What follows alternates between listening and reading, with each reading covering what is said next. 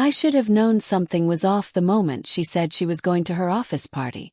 It's just a small get-together, nothing fancy, Sarah had said, her voice light, almost rehearsed.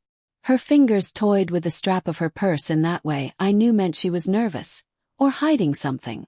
I wanted to press to ask more, but something inside me held back. Maybe it was my own exhaustion from the week. Maybe it was the way she smiled at me and squeezed my hand before slipping into her heels. I kissed her forehead, told her to have fun, and forced myself to smile as she left. I thought I was being supportive. I thought I trusted her. I should have seen the signs. The first clue came later that night, around 11 p.m., when my phone buzzed relentlessly. 47 missed calls. 47. I stared at the screen, heart pounding. I didn't recognize the number at first, but then I saw the text notifications pop up. Call me. Now. It was her office. I swallowed hard and dialed. The line clicked, and a voice I didn't recognize came on the other end. Is this David? A man asked, his tone almost cautious, but I could hear the smirk through the phone. You need to know about Sarah. About what happened at the party. What are you talking about? I asked, my voice trembling, though I tried to keep it steady. Just come down to the office tomorrow. Trust me. It's better you see for yourself. And then he hung up. I sat on the edge of our bed for hours, staring at the ceiling, my mind running in circles. Could it be an accident? A misunderstanding? I didn't sleep. I didn't move. I just waited. The next morning I drove to her office, my hands gripping the steering wheel so tightly my knuckles went white. The building was quiet, mostly empty. I asked at the reception desk for the HR office, and was led down a dim hallway to a small room where a man in his 40s waited. He introduced himself as Tom, another colleague from Sarah's department. Thanks for coming, he said, gesturing to a chair. I didn't want to call the police. Not yet. I figured you should hear it from someone who actually saw what happened. I sank into the chair, feeling like I was suddenly too heavy to sit upright. What happened? I asked, though part of me already feared the answer. Tom hesitated, then exhaled sharply. At the party, there was this guy, Mark. He's a coworker, kind of creepy. Always hovering, always joking a little too much. That night, he got close to Sarah. Too close. My stomach churned.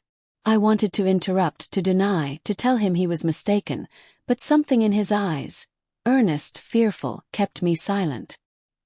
He put his hands on her, Tom said, his voice dropping. At first, she tried to push him away, tried to laugh it off, but he didn't stop. He thought no one was looking. I saw everything. I felt my chest tighten, my throat constricting. My mind screamed at me to call Sarah, to ask her if it was true, but I couldn't. I was frozen, unable to move, unable to breathe. And what did she do? I whispered finally. Tom's eyes met mine, hesitant. She didn't push him away at first. She laughed. She said something. I don't remember the words exactly. But she didn't stop him. Not at first. The words hit me like a punch to the gut. I didn't understand. My Sarah, the woman I had loved, laughed while someone touched her. Why would she? I stopped. I couldn't even form the question. Tom shook his head. I don't know. I didn't see what happened after. But he left eventually, and she stayed a little longer, talking, laughing like nothing happened. I left the office that day feeling like I was walking through fog.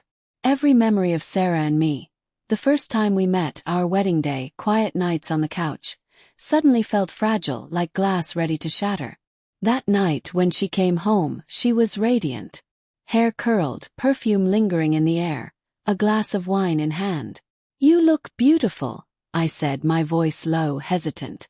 But inside my stomach twisted, knotted with dread. Thanks, she said, smiling. The party was fun. Everyone was laughing, joking, celebrating. You know how it gets. I watched her, every subtle movement, every tone of her voice, searching for the truth I feared to find. Sarah, did Mark touch you? I asked finally, words trembling like fragile glass. She froze, and for a split second, the woman I loved disappeared, replaced by someone I didn't recognize. Then she laughed lightly, brushing it off. What? No, of course not. You're imagining things. I wanted to believe her. I wanted to close my eyes and pretend Tom's warning hadn't shattered my world. But the unease settled in my chest like a stone. Days passed, and I watched her, trying to reconcile the Sarah I knew with the one I feared I didn't. She became distant, texting late at night, answering phone calls in whispers. Every laugh sounded rehearsed. Every touch calculated. I wanted to confront her, to demand honesty, but I was terrified of what I might find.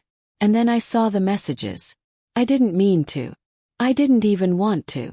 But one night while she showered, her phone vibrated on the counter.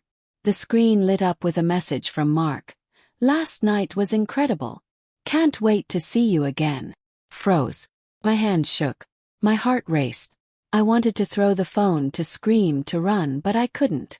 The words burned themselves into my mind. Can't wait to see you again. I confronted her that night, my voice barely more than a whisper, thick with emotion.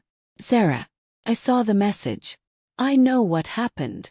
She looked at me, eyes wide, almost fearful. Then, like a mask falling, her expression shifted. She didn't deny it. She didn't even try. She simply whispered, I didn't mean for it to happen. I didn't. You didn't mean for what to happen. I cut in, my voice rising despite myself. For him to touch you. Or for you to laugh at it. Tears welled in her eyes. I don't know. I was scared. I didn't want to make a scene. I didn't know how to react. I didn't want to hurt you, David. I swear I didn't want to hurt you. And yet, the betrayal seeped into every corner of my heart. Not just the act, but the secrecy, the laughter, the messages. I had loved her, trusted her, and in that moment, I realized I couldn't even recognize her anymore. We didn't sleep that night. We didn't speak. We sat on opposite sides of the bed, the silence between us heavier than any words could ever be. The next morning she tried to explain, to bridge the chasm that had opened between us. It was just one mistake, she said, voice trembling. It didn't mean anything. Love you. I've always loved you. He's just someone I didn't know how to handle. That's all. I wanted to believe her. I wanted to reach across the bed, to hold her, to tell her I forgave her. But the wound was too deep, raw and bleeding. Love couldn't erase the images in my mind. The hands, the laughter, the messages.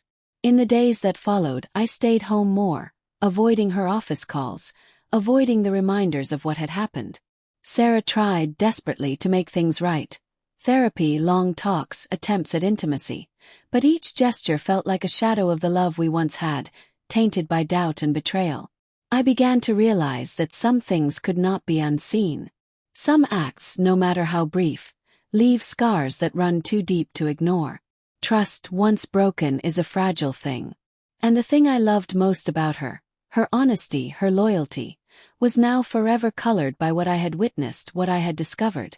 One evening, I sat alone in the living room, staring at the wine glasses still on the counter from a week ago, replaying the events in my head. The party, the touch, the laughter, the texts. And I understood something painful, horrifyingly simple. Love and betrayal could coexist. They could intertwine, impossible to separate, leaving only questions, uncertainty, and heartbreak. I don't know if we'll ever recover fully. I don't know if forgiveness is even possible. But I do know this. The moment I realized what happened, the moment I saw the messages, the moment I understood her laughter wasn't for me, it changed everything. My heart would never be the same. And in the quiet, cold nights, I find myself wondering, not just about her, but about us, about who we were, and if what we had could survive a betrayal that wasn't just physical, but emotional, invisible, and shattering. I loved her. I still do, in a way that terrifies me, a way that makes my chest ache with longing and despair. But love alone cannot mend what was broken. Not now. Not ever. Some nights, I hear her laugh from the other room, light and effortless. And I realize with a shudder that she is still here. But the person I knew, the woman I trusted, may have been gone the moment the party ended. And that is a pain that doesn't heal.